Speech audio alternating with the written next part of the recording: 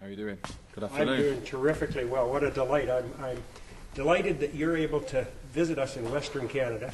I understand you're halfway through the tour. Yeah, that's right. And with an English accent like that, I'm curious, how did you begin to be an Elvis tribute artist? Well, I liked Elvis from being a child.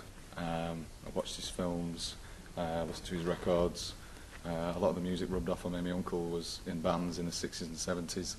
I wanted to be a singer, and then it was, for the first few years, I didn't really have the guts to go ahead and go on stage in front of a lot of people. But then, as I got older, like about five years ago, I decided to try my luck at Elvis, because I was a big fan, and it's worked out well. Well, you certainly got the look and the smile. What do you. you do to disguise yourself so you can actually go to the supermarket and buy some dinner? I wear different hats, and obviously I don't wear suits like this to the store. But yeah, different hats, different fashions. And sometimes if I'm not working, I can grow a beard. Well, again, it must be a bit of a challenge because there is such adulation from the audience for all Elvis tribute acts, which is very rewarding. Mm-hmm. What do you do to get up for the show, and then how do you wind down to become back into your own skin? Well, with this tour, all we're doing beforehand is just laughing and joking and playing the fool, telling jokes and winding each other up, which is good. It gets you in the mood. And then afterwards, we just kind of get in the bus and just chill out and talk about things, and it's you just get used to it.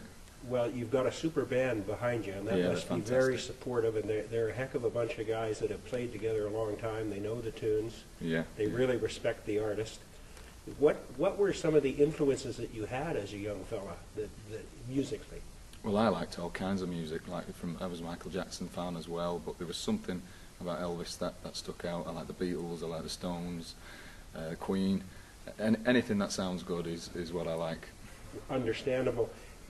With the adulation and the respect that audiences have for all Elvis acts, which is terrific, what are some of the craziest fan responses that you can recall? Someone's tried to drag me off the stage. Female? Which I presume is a good thing. They enjoyed it, not that they thought I was rubbish. No, they thought they must have been really caught up in the moment. Yeah, it was a female. Tried to drag me off the stage, tried to steal the rings off my fingers, even though it's just costume jewellery, they're not real. Stones off the suits, and it can get a bit crazy. I've heard that there's things that go on in hotel lobbies and hotel rooms and that maybe are left off the stage.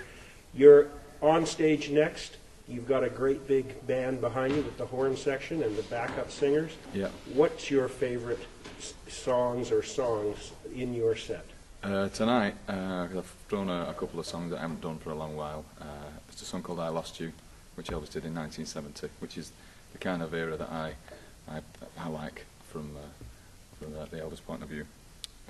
And Just Pretend, I like them. Lovely.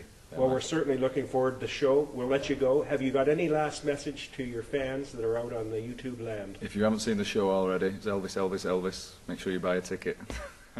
Thanks so much, Chris.